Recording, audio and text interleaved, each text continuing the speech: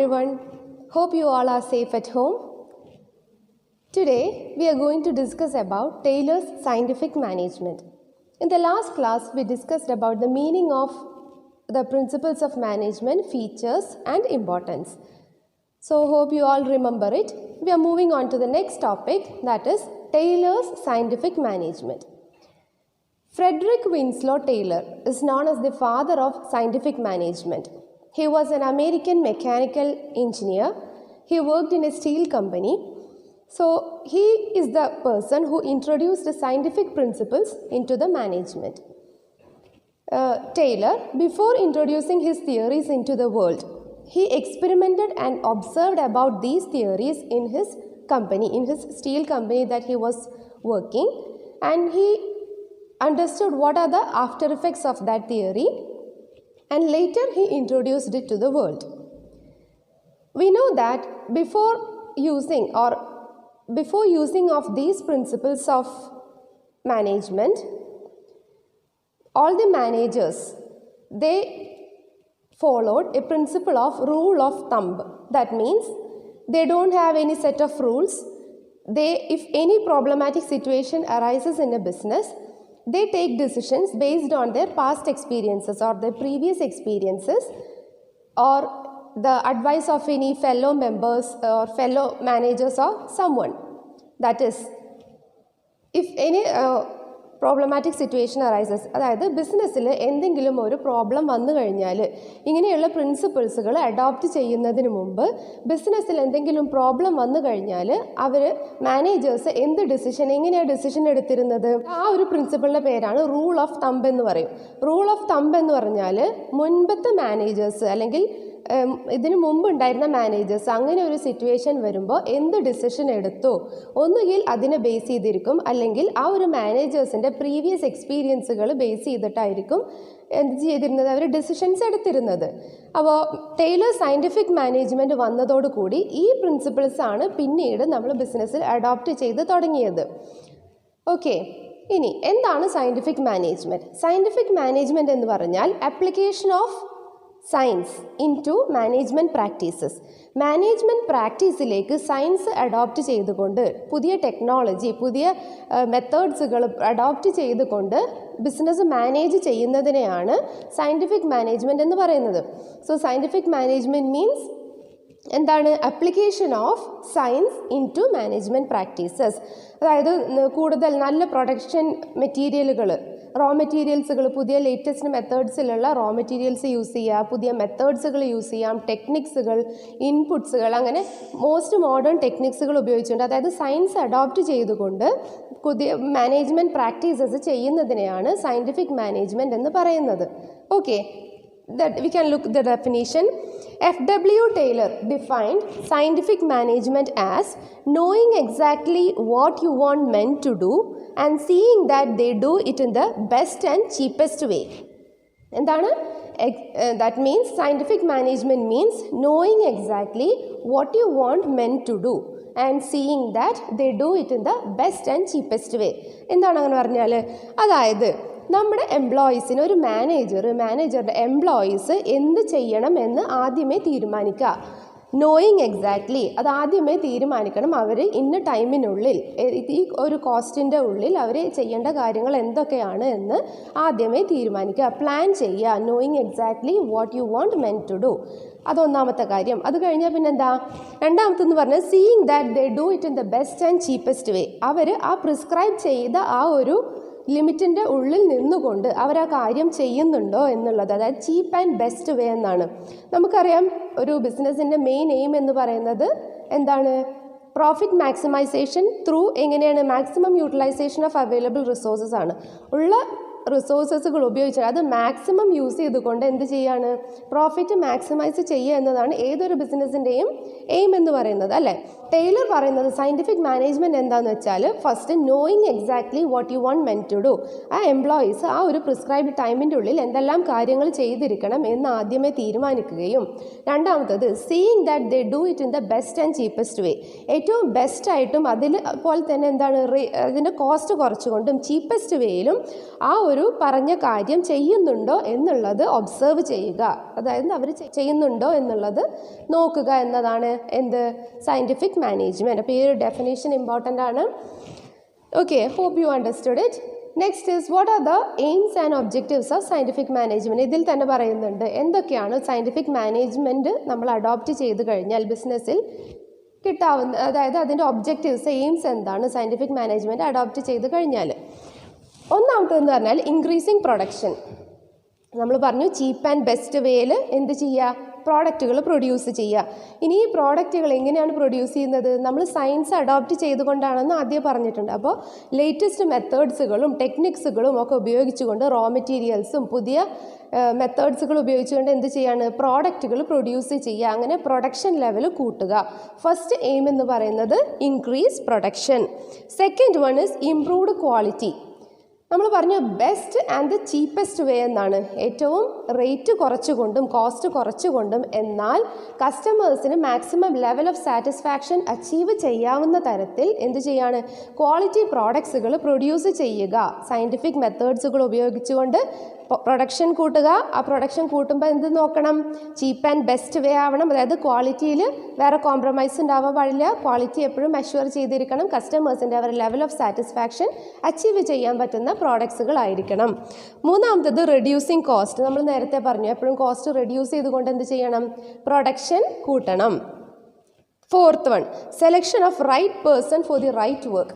അതായത് ഒരു വർക്ക് നമ്മൾ എംപ്ലോയീസിന് അസൈൻ ചെയ്യുമ്പോൾ അവർക്ക് ചെയ്യാൻ പറ്റുന്ന വർക്കാണോ, അല്ലെങ്കിൽ നമ്മളെ എംപ്ലോയീസിൽ ഒരു 10 പേരുള്ള ഒരു എംപ്ലോയീസ് ആണെങ്കിൽ, അതായത് ഒരു ടീമാണെങ്കിൽ അതിൽ നമ്മൾ ഉദ്ദേശിക്കുന്ന റിസൾട്ട് കിട്ടണമെങ്കിൽ ആർക്ക് കൊടുക്കണം, ആർക്ക് കൊടുത്താലാണ് അവരുടെ കയ്യിൽ നിന്നും നമ്മൾ ഉദ്ദേശിക്കുന്ന റിസൾട്ട് കിട്ടുക എന്നുള്ളത് നോക്കണം.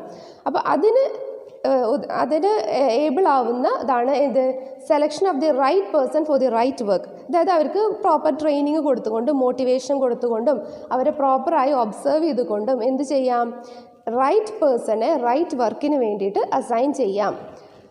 അടുത്തത് റിഡക്ഷൻ ഓഫ് വേസ്റ്റേജസ്. നമ്മൾ പറഞ്ഞു കോസ്റ്റ് റെഡ്യൂസ് ചെയ്യുന്നത് പോലെ തന്നെയാണ് എന്ത് വേസ്റ്റേജ് റെഡ്യൂസ് ചെയ്യുക എന്നുള്ളത്. അതായത് ഒരു റോ മെറ്റീരിയൽ ഉണ്ടെങ്കിൽ അത് മാക്സിമം യൂട്ടിലൈസ് ചെയ്ത് maximum utilising of these resources എന്ത് ചെയ്യാൻ പറ്റും, we can reduce the wastages, we can reduce the cost, we can reduce the time. അപ്പോൾ maximum utilisation of available resources ആയിരിക്കണം ഒരു ബിസിനസ്സിൻ്റെ മോട്ടീവ് എന്ന് പറയുന്നത്.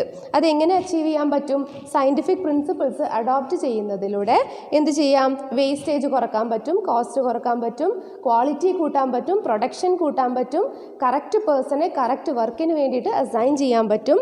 അതുപോലെ provision of incentive wages. Incentive എന്ന് പറഞ്ഞാൽ എന്താ, നമ്മളൊരു പ്രോത്സാഹനമൊക്കെ പോലെ.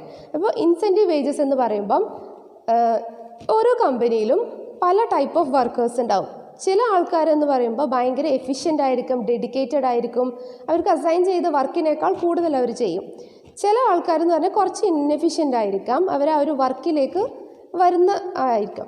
അപ്പോൾ ഇങ്ങനെയുള്ള, അതായത് കുറച്ച് ഇന്നെഫിഷ്യൻ്റ് ആയിട്ടുള്ള വർക്കേഴ്സിനെ ഒന്നുകൂടി മോട്ടിവേറ്റ് ചെയ്യാൻ വേണ്ടി അവർക്ക് ഇൻസെൻറ്റീവ്സ് കൊടുക്കാം. അതായത് എഫിഷ്യൻ്റ് ആയിട്ടുള്ള വർക്കേഴ്സിന് നമ്മൾ പറയണം, ഒരു ടാർഗറ്റ് പറയണം, ഇപ്പോൾ 200 യൂണിറ്റുകൾ എന്ത് ചെയ്യണം, പ്രൊഡ്യൂസ് ചെയ്യണം. ഒരു ദിവസത്തെ ടാർഗറ്റ്, ഒരു എംപ്ലോയിയുടെ ടാർഗറ്റ് എന്ന് പറയുന്നത് 200 യൂണിറ്റ്സ് ആണ് എന്ന് പറയണം. അപ്പോൾ എഫിഷ്യൻ്റ് ആയിട്ടുള്ള വർക്കേഴ്സ് എന്ത് ചെയ്യും, ഒരു 220 യൂണിറ്റ്സ് പ്രൊഡ്യൂസ് ചെയ്യും. ഇന്നെഫിഷ്യൻ്റ് ആയിട്ടുള്ളവർ എങ്ങനെയെങ്കിലും ആ ഒരു 200 എത്തിക്കാൻ നോക്കും, അങ്ങനെയാണല്ലോ. അപ്പോൾ എന്ത് ചെയ്യണമെന്ന് വെച്ചാൽ ഈ എഫിഷ്യൻ്റ് ആയിട്ടുള്ള വർക്കേഴ്സിന് എന്ത് ചെയ്യണം, ഈ 220 യൂണിറ്റ്സുകൾ എക്സ്ട്രാ പ്രൊഡ്യൂസ് ചെയ്തതിന് എന്ത് ചെയ്യണം, ഒരു ഇൻസെൻറ്റീവ് പ്രൊവൈഡ് ചെയ്യുക. ഇൻസെൻറ്റീവ് വേജസ്, അതായത് ഇത്ര യൂണിറ്റിന് ഇത്ര രൂപ കൂടുതൽ തരുമെന്ന് പറയും. അപ്പോൾ അങ്ങനെ ചെയ്യുമ്പോൾ എന്താണ്, ബാക്കിയുള്ള ഇന്നെഫിഷ്യൻ്റ് ആയിട്ടുള്ള വർക്കേഴ്സിന് അതൊരു മോട്ടിവേഷൻ ആണല്ലേ, കുറച്ചുകൂടി കൂടുതൽ പ്രൊഡ്യൂസ് ചെയ്താൽ കുറച്ചുകൂടി കൂടുതൽ വേജസ് കിട്ടുമെന്ന ആ ഒരു ഇൻസെൻറ്റീവ്. അപ്പോൾ അങ്ങനെയുള്ള ഇൻസെൻറ്റീവ്സുകൾ ഇങ്ങനെയുള്ള സയൻറ്റിഫിക് മാനേജ്മെൻറ്റ് അഡോപ്റ്റ് ചെയ്ത് കഴിഞ്ഞാൽ ചെയ്യാൻ പറ്റുമെന്നാണ് ടൈലർ വിശ്വസിച്ചിരുന്നത്. ഓക്കെ, അപ്പോൾ സയൻറ്റിഫിക് മാനേജ്മെൻറ്റ് എന്താണെന്ന് പറഞ്ഞു, സയൻറ്റിഫിക് മാനേജ്മെൻറ്റിൻ്റെ ഒബ്ജക്റ്റീവ്സ് പറഞ്ഞു. സയൻറ്റിഫിക് മാനേജ്മെൻറ്റ് നമ്മൾ അഡോപ്റ്റ് ചെയ്ത് കഴിഞ്ഞാൽ പ്രൊഡക്ഷൻ കൂട്ടാൻ പറ്റും, ക്വാളിറ്റി ഇൻക്രീസ് ചെയ്യാൻ പറ്റും, അതുപോലെ വേസ്റ്റേജ് കുറക്കാൻ പറ്റും, കോസ്റ്റ് കുറക്കാൻ പറ്റും, selection of the right person for the right work, അതുപോലെ ലാസ്റ്റ് വൺ ഇസ് എന്താണ്, ഇൻസെൻറ്റീവ്സ് പ്രൊവൈഡ് ചെയ്യുക. ഇൻസെൻറ്റീവ്സ് പ്രൊവൈഡ് ചെയ്യുമ്പോൾ ഇൻഎഫിഷ്യൻ്റ് ആയിട്ടുള്ള വർക്കേഴ്സിന് കുറച്ചുകൂടി അത് എന്താണ്, ഒരു മോട്ടിവേഷനാണ്. Okay, so these are the aims and objectives of scientific management. Okay, next is the principles of scientific management.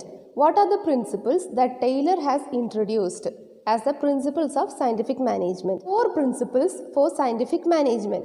Taylor called this as the duties of management. That is, principles of scientific management proposed by Taylor is known as the duties of management. He termed it like that. That is, what are the duties that a manager should do in taking decisions? The first principle is science not rule of thumb. ആ പേര് കേട്ട് പഠിക്കണ്ട. അതായത് adoption of science ആണ് എന്ത്, scientific management principles എന്ന് പറയുന്നത്. നമ്മളറിയാം scientific management എന്ന് പറഞ്ഞാൽ തന്നെ സയൻസ് അഡോപ്റ്റ് ചെയ്തുകൊണ്ട് മാനേജ്മെൻറ്റ് പ്രാക്ടീസസ് കണ്ടക്ട് ചെയ്യുക എന്നുള്ളതാണ്. നമ്മൾ ആദ്യമേ പറഞ്ഞു. ഫസ്റ്റ് പ്രിൻസിപ്പിൾ എന്ന് പറഞ്ഞാൽ നമ്മൾ എന്ത് ചെയ്യണം, application of science into the management decision making. Management decision മേക്കിങ്ങിലേക്ക് സയൻസ് അപ്ലൈ ചെയ്യുക, അതാണ്. ഇനി എന്താ പറയുന്നത്, not rule of thumb. Rule of thumb എന്താണെന്ന് നമ്മൾ ഫസ്റ്റ് പറഞ്ഞു. അതായത് റൂൾ ഓഫ് തമ്പ് എന്ന് പറയുമ്പോൾ ഒരു സിംഗിൾ ഒപ്പീനിയൻ, അതാണ് അതിൻ്റെ അർത്ഥം. റൂൾ ഓഫ് തമ്പ് എന്ന് പറഞ്ഞാൽ അതായത് മാനേജേഴ്സ് എന്തെങ്കിലും ഒരു പ്രോബ്ലം വരുമ്പോൾ അവരവരുടെ സ്വന്തം ഇഷ്ടത്തിന് ഡിസിഷൻ എടുക്കാതെ, അതായത് ഒന്നുകിൽ അവരുടെ പ്രീവിയസ് എക്സ്പീരിയൻസ് വെച്ചിട്ടായിരിക്കാം, അല്ലെങ്കിൽ അവരുടെ ഫെല്ലോ മാനേജേഴ്സ് അഡ്വൈസ് ചെയ്യാം, അങ്ങനെ ഒരു പ്രശ്നം വന്നു കഴിഞ്ഞാൽ ഇങ്ങനെ ചെയ്താൽ മതി എന്ന് പറഞ്ഞ് അങ്ങനെ ചെയ്യാം. അതായത് taking decisions according to the personal experiences to solve the problems of business is known as rule of thumb.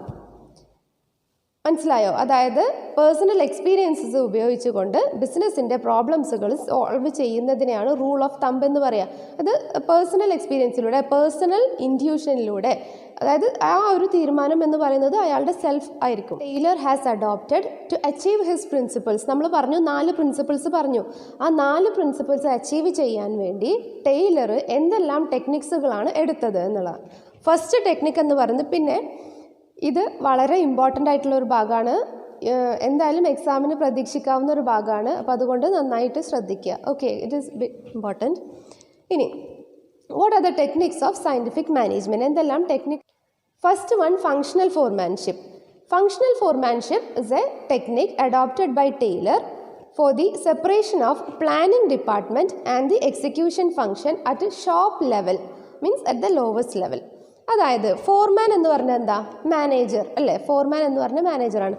Functional foremanship എന്ന ആ ഒരു ടെക്നിക്ക് പറയുന്നത്, സാധാരണ ഒരു ബിസിനസ് ഓർഗനൈസേഷനിൽ എന്ന് പറഞ്ഞാൽ നമ്മൾ ഒരു മാനേജറാണ് ഉണ്ടാവുക. ഒരു മാനേജർ ഒരുപാട് എംപ്ലോയീസിനെ ഒരേ സമയം എന്ത് ചെയ്യും, ഒബ്സർവ് ചെയ്യും. അവർ വർക്ക് ചെയ്യുന്നുണ്ടോ എന്ന് നോക്കും, അല്ലെങ്കിൽ നമ്മൾ പറഞ്ഞ കാര്യങ്ങൾ തന്നെയാണോ, ഇൻസ്ട്രക്ട് ചെയ്ത കാര്യങ്ങൾ തന്നെയാണോ അവർ ചെയ്യുന്നത് എന്ന് നോക്കും. അങ്ങനെയാണ് ഒരു മാനേജർ എപ്പോഴും എന്ത് ചെയ്യുന്നത്, ഒബ്സർവ് ചെയ്യുന്നത് എംപ്ലോയീസിനെ, അല്ലേ?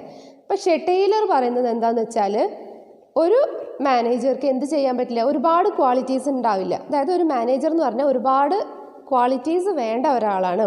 അപ്പോൾ ഇതെല്ലാം കൂടി ഒരാൾക്ക് ഉണ്ടാവില്ല.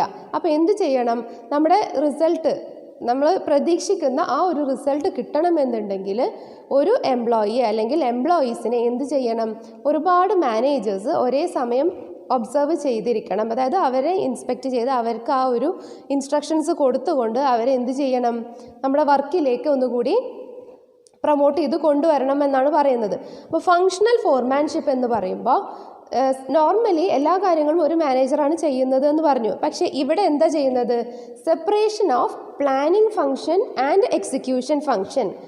പ്ലാനിംഗ് ഫങ്ഷനും എക്സിക്യൂഷൻ ഫങ്ഷനും എന്ത് ചെയ്യണം, സെപ്പറേറ്റ് ചെയ്ത് അത് 2 ആക്കി മാറ്റണം.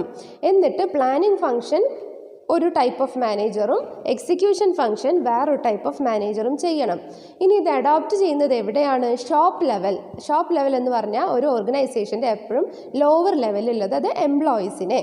അപ്പോൾ എംപ്ലോയീസിനെ മോട്ടിവേറ്റ് ചെയ്യാനും അവരെ നന്നായി വർക്ക് ചെയ്യിപ്പിക്കാനും വേണ്ടിയിട്ട് പ്ലാനിംഗ് എന്ന് പറയുന്നത് ഒരു സെക്ഷനും എക്സിക്യൂഷൻ എന്ന് പറയുന്നത് വേറൊരു സെക്ഷനും ചെയ്യുക എന്നുള്ളതാണ് ഫങ്ഷണൽ ഫോർമാൻഷിപ്പിൻ്റെ മീനിങ് എന്ന് പറഞ്ഞാൽ. അപ്പോൾ functional foremanship means the technique which is adopted by Taylor for separation of planning function and execution function at shop level or lowest level. ഇവിടെ ടൈലർ പറയുന്നത് ഒരു ഡയഗ്രത്തിലൂടെ അതാണ് പറയുന്നത്. അതായത് പ്ലാനിങ് ഫംഗ്ഷൻ എന്ന് പറയുന്നത് ചെയ്യുന്നത് പ്ലാനിങ് ഡിപ്പാർട്ട്മെൻറ്റാണ്. എക്സിക്യൂഷൻ ഫംഗ്ഷൻ ചെയ്യുന്നത് പ്രൊഡക്ഷൻ ഡിപ്പാർട്ട്മെൻറ്റിലുമാണ്. 2 ഡിപ്പാർട്ട്മെൻറ്റാണ്. ഇനി ഈ 2 ഡിപ്പാർട്ട്മെൻറ്റിലും 4 ഫോർമെൻ വെച്ചിട്ട് 4 മാനേജേഴ്സ് വീതം എന്ത് ചെയ്യും, എംപ്ലോയീസിനെ അവർ അസിസ്റ്റ് ചെയ്യും. 4 ടൈപ്പ് ഓഫ് മാനേജേഴ്സ് ഉണ്ടാവും. അത് ആ ഒരു ഡയഗ്രാം നോക്കിക്കഴിഞ്ഞാൽ മനസ്സിലാവും. 4 ടൈപ്പ് ഓഫ് ഉണ്ടാവും. അതിൽ ഫസ്റ്റ് പ്ലാനിങ് ഡിപ്പാർട്ട്മെൻറ്റിൽ എന്ന് പറയുന്നത് 4 മാനേജേഴ്സ് എന്ന് പറയുന്നത് ഫസ്റ്റ് റൂട്ട് ക്ലർക്ക് ഉണ്ടാവും, അതുപോലെ ഇൻസ്ട്രക്ഷൻ കാർഡ് ക്ലർക്ക് ഉണ്ടാവും, അതുപോലെ time and cost clerk, disciplinarian. 4 type of ക്ലർക്കുകൾ ഉണ്ടാവും. Route clerk, instruction card clerk, time and cost clerk and disciplinarian. അതിൽ ഫസ്റ്റ് പറയുന്ന റൂട്ട് ക്ലർക്ക് എന്ന് പറയുന്നത് എന്തിനാണെന്ന് വെച്ചാൽ ആ ഒരു റൂട്ട്, അതായത് വർക്കേഴ്സിന് ആ ഒരു റൂട്ട് ക്ലിയർ ചെയ്ത് കൊടുക്കുക. അതായത് എന്തെല്ലാം വർക്കുകൾ ചെയ്യണം, എന്തെല്ലാം ആ ഒരു ടൈമിൻ്റെ ഉള്ളിൽ ചെയ്യണം, പെർട്ടിക്കുലർ ടാസ്ക് എങ്ങനെ കംപ്ലീറ്റ് ചെയ്യണം എന്ന ആ ഒരു സീക്വൻസ്, ആ ഒരു റൂട്ട് എക്സ്പ്ലെയിൻ ചെയ്ത് അത് പറഞ്ഞു കൊടുക്കുന്നതാണ് റൂട്ട് ക്ലർക്ക് എന്ന് പറയുന്ന മാനേജർ. സെക്കൻഡ് വൺ എന്ന് പറയുന്നത് ഇൻസ്ട്രക്ഷൻ കാർഡ് ക്ലർക്ക്. അതായത് ആ ഒരു റൂട്ട് ക്ലർക്ക് പറഞ്ഞ കാര്യങ്ങൾ എങ്ങനെ ചെയ്യണം എന്ന് ഇൻസ്ട്രക്റ്റ് ചെയ്യുന്ന വർക്കേഴ്സിന് ആ ഒരു നിർദ്ദേശങ്ങൾ കൊടുക്കുന്നതാണ് ഇൻസ്ട്രക്ഷൻ കാർഡ് ക്ലർക്ക് എന്ന് പറയും. തേർഡ് വൺ പറയുന്നത് എന്താണ്, ടൈം ആൻഡ് കോസ്റ്റ്. അതായത് ആ ഒരു പ്രിസ്ക്രൈബ്ഡ് ടൈമിൻ്റെ ഉള്ളിൽ, ആ ഒരു കോസ്റ്റിൻ്റെ ഉള്ളിൽ നിന്നുകൊണ്ട് ആ ഒരു വർക്ക് എങ്ങനെ നന്നായി ചെയ്യാമെന്ന് ആര് പറയും, ടൈം ആൻഡ് കോസ്റ്റ് ക്ലർക്ക് പറയും. ഫോർത്ത് വൺ എന്ന് പറയുന്നത് ഡിസിപ്ലിനേറിയൻ. അതായത് വർക്കൊക്കെ ചെയ്യുന്നുണ്ട്, കോസ്റ്റിൻ്റെ ഉള്ളിലും ടൈമിൻ്റെ ഉള്ളിലും ഒക്കെ ചെയ്യുന്നുണ്ട്, അതിൻ്റെ കൂടെ തന്നെ എന്ത് വേണം, ഓർഗനൈസേഷൻ പ്രിസ്ക്രൈബ് ചെയ്യുന്ന ആ ഒരു ഡിസിപ്ലിൻ കീപ്പ് ചെയ്തുകൊണ്ട് വർക്ക് ചെയ്യുന്നുണ്ടോ എന്നുള്ളത് ഡിസിപ്ലിനേറിയൻ ക്ലർക്ക് കൂടി നോക്കും. പ്ലാനിങ് ഡിപ്പാർട്ട്മെൻറ്റിൽ 4 ടൈപ്പ് ഓഫ് ഫോർമാൻ അല്ലെങ്കിൽ 4 വർക്ക് മാനേജേഴ്സാണ് വരിക. Route clerk, instruction card clerk, time and cost clerk and fourth one disciplinarian. ഇപ്പം ഫസ്റ്റ് പ്ലാനിങ് ഡിപ്പാർട്ട്മെൻറ്റ്, അപ്പോൾ അതൊക്കെ പ്ലാൻ ചെയ്തു. ഇനി അപ്പുറത്ത് പറയുന്നത് എന്താ, എക്സിക്യൂഷൻ ചെയ്യുന്നത് എവിടെയാണ്, പ്രൊഡക്ഷൻ ഡിപ്പാർട്ട്മെൻറ്റിലാണ് എക്സിക്യൂഷൻ ചെയ്യുന്നത്. എക്സിക്യൂഷൻ ഡിപ്പാർട്ട്മെൻറ്റിൽ അല്ലെങ്കിൽ പ്രൊഡക്ഷൻ ഡിപ്പാർട്ട്മെൻറ്റിലും 4 ടൈപ്പ് ഓഫ് മാനേജേഴ്സ് ഉണ്ട് എന്ന് പറഞ്ഞു. ഏതൊക്കെയാണ്, 1 gang boss, 2 speed boss, 4 repair boss and inspectors. First gang boss. Gang എന്ന് പറഞ്ഞാൽ നമുക്കറിയാം ഒരു ടീം. ആ ഗാങ് ബോസ് എന്തിനു വേണ്ടിയിട്ടാണ്, അതായത് മെഷീനുകൾ, ഈ വർക്കൊക്കെ നമ്മളിപ്പോൾ പറഞ്ഞു കൊടുത്തു. ഇനി ആ വർക്ക് ചെയ്യണമെന്നുണ്ടെങ്കിൽ എന്തെല്ലാം വേണം, മെഷീന് വേണം, അതിന് വേണ്ട ടൂൾസ് വേണം, കാര്യങ്ങളൊക്കെ വേണം. അപ്പോൾ ഫസ്റ്റ് എന്ന് പറയുമ്പോൾ ഗാങ് ബോസ് ചെയ്യുന്നത് വെച്ചാൽ ഇതിന് വേണ്ട മെഷീനും ടൂളുകളൊക്കെ അറേഞ്ച് ചെയ്ത് കൊടുക്കും. അതാണ് ഫസ്റ്റ് വൺ. സെക്കൻഡ് വൺ എന്ന് പറയുന്നത് സ്പീഡ് ബോസ് ആണ്. അതായത് അവരുടെ അവർ പറഞ്ഞ ആ ഒരു സ്പീഡിനുള്ളിൽ, ടൈമിനുള്ളിൽ അതൊക്കെ ചെയ്യുമോ എന്നുള്ളത് നോക്കുന്നതാണ് സ്പീഡ് ബോസ്. തേർഡ് വൺ എന്ന് പറയുന്നത് റിപ്പയർ ബോസ്. അതായത് ഈ പ്രൊവൈഡ് ചെയ്ത മെഷീനുകൾക്ക് എന്തെങ്കിലും റിപ്പയറുകളോ ഫോൾട്ടുകളോ വന്നു കഴിഞ്ഞാൽ അതിന് അസിസ്റ്റൻസ് കൊടുക്കുന്ന ബോസാണ് റിപ്പയർ ബോസ് എന്ന് പറയുന്നത്. Fourth one inspectors. അതായത് ആ ഒരു ക്വാളിറ്റി ഒക്കെ ചെയ്യുന്നുണ്ടോ, ക്വാളിറ്റി കൺട്രോൾ മെഷേഴ്സുകളൊക്കെ എടുത്ത് അവർ ആ ഒരു പ്രോഡക്റ്റ് പ്രൊഡ്യൂസ് ചെയ്യുന്നുണ്ടോ എന്നുള്ളത് നോക്കുന്നതാണ് ക്വാളിറ്റി ഇൻസ്പെക്ടേഴ്സ് എന്ന് പറയുന്നത്. അപ്പോൾ ഇതാണ് ഫങ്ഷണൽ ഫോർമാൻഷിപ്പ് എന്ന് പറയുന്ന ആ ഒരു ടെക്നിക്കിൽ വരുന്നത്. 2 ഡിപ്പാർട്ട്മെൻറ്റാണ്, പ്ലാനിങ് ഡിപ്പാർട്ട്മെൻറ്റും execution ഡിപ്പാർട്ട്മെൻറ്റും.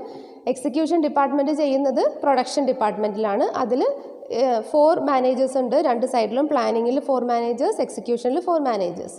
Okay, next is standardisation and simplification of work. Standardisation എന്ന് പറഞ്ഞാൽ അറിയാം, setting standards for the products. അതായത് ഒരു ഓർഗനൈസേഷൻ ആണെങ്കിൽ അവർ മിനിമം കീപ്പ് ചെയ്യേണ്ട കുറച്ച് സ്റ്റാൻഡേർഡ്സുകൾ ഉണ്ടാവും. അതായത് ആ ഓർഗനൈസേഷൻ തന്നെ ആദ്യം പ്രിസ്ക്രൈബ് ചെയ്യുന്ന സ്റ്റാൻഡേർഡ്സുകൾ ഉണ്ടാവും. അതായത് മിനിമം ഇത്ര ക്വാളിറ്റിയിലുള്ള റോ മെറ്റീരിയൽസ് എങ്കിലും യൂസ് ചെയ്തിരിക്കണം, ഈ ഒരു മെത്തേഡെങ്കിലും ഉപയോഗിച്ചിരിക്കണം, അങ്ങനെ ഒരു സ്റ്റാൻഡേർഡ് സെറ്റ് ചെയ്യും. അതാണ് standardisation means setting of standards for the products by using methods or for the inputs or tools used for dum.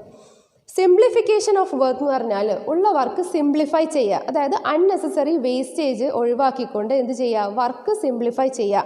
അതിൻ്റെ മെയിൻ എയിം എന്ന് പറയുന്നത് മാക്സിമം യൂട്ടിലൈസേഷൻ ഓഫ് റിസോഴ്സസ്. ഉള്ള റിസോഴ്സസുകൾ നന്നായി യൂട്ടിലൈസ് ചെയ്തുകൊണ്ട് വർക്ക് സിംപ്ലിഫൈ ചെയ്തുകൊണ്ട് ആ ഓർഗനൈസേഷൻ്റെ കോസ്റ്റ് കുറച്ച്, ടൈം കുറച്ച്, എന്നാൽ എന്താണ് മാക്സിമം യൂട്ടിലൈസ് ചെയ്തുകൊണ്ട് ആ ഒരു പ്രൊഡക്ഷൻ എഫിഷ്യൻസി കൂട്ടുക എന്നുള്ളതാണ് സിംപ്ലിഫിക്കേഷൻ ഓഫ് വർക്കിലൂടെ എയിം ചെയ്യുന്നത്.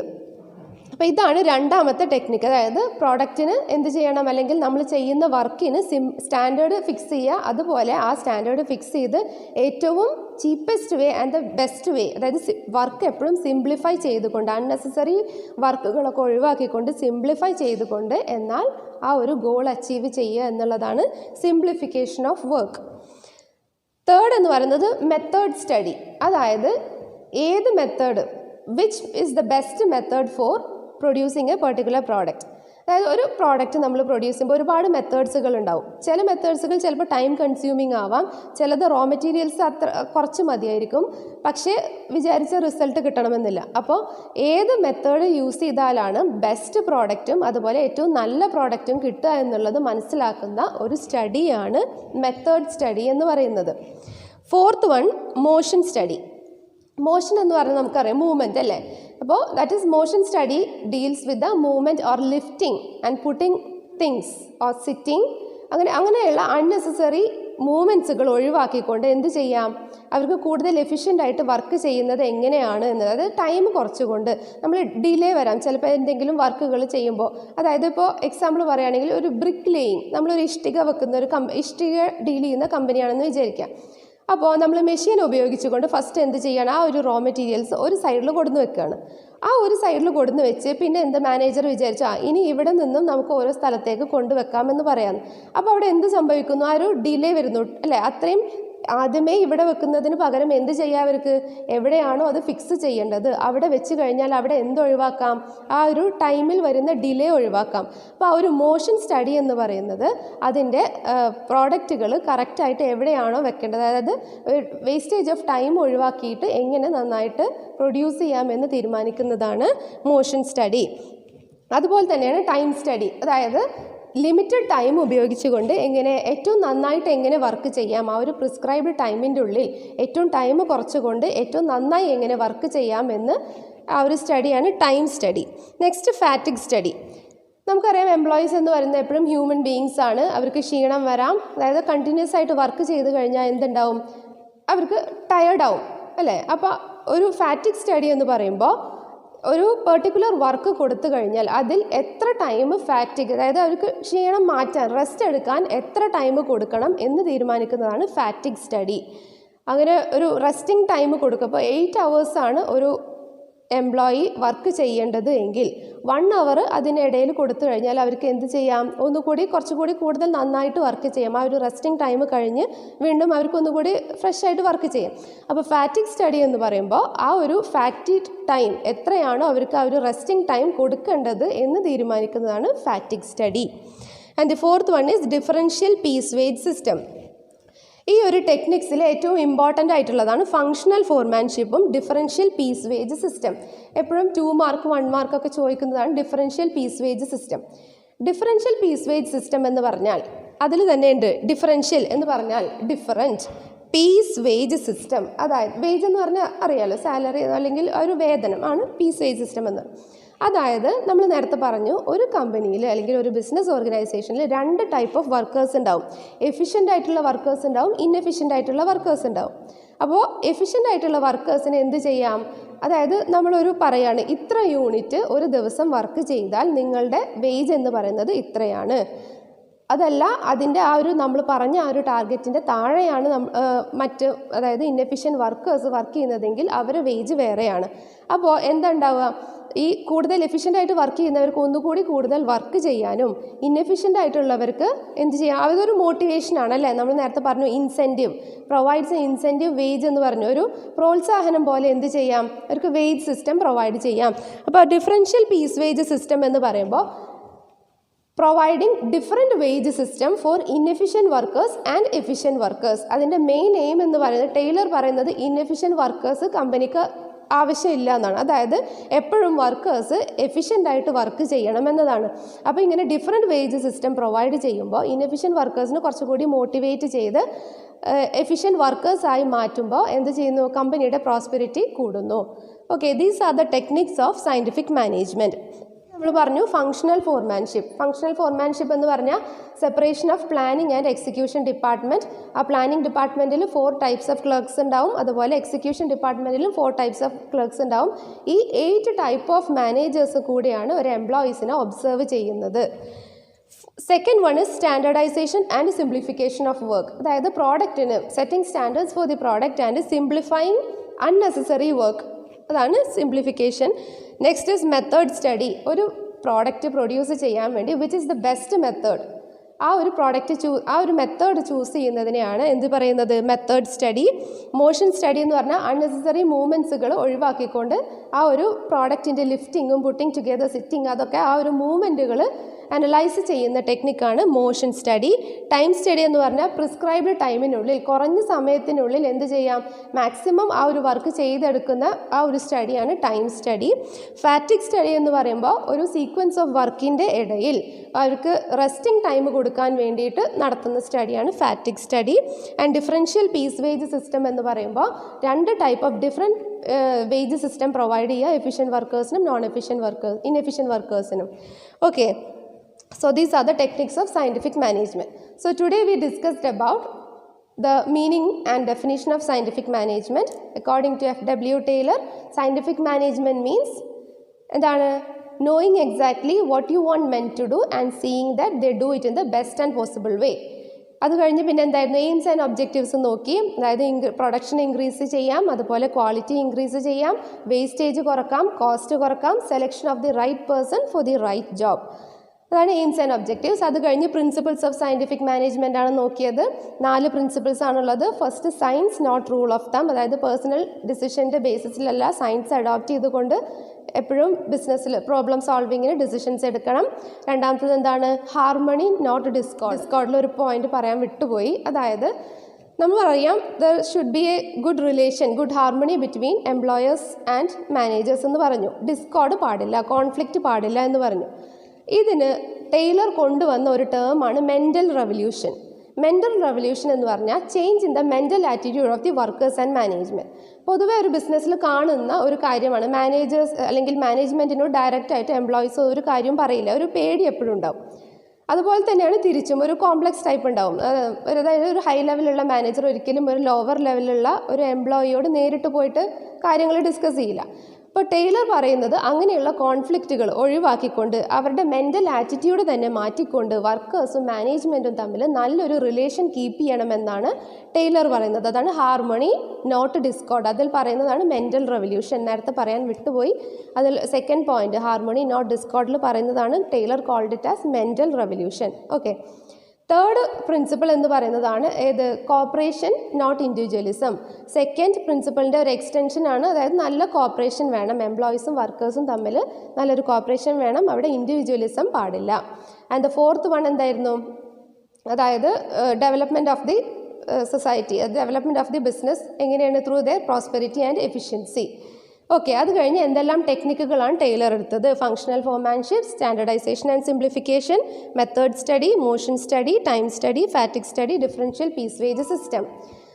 Okay, hope you understood today's class. If you have any doubt, you can contact me. Thank you for watching.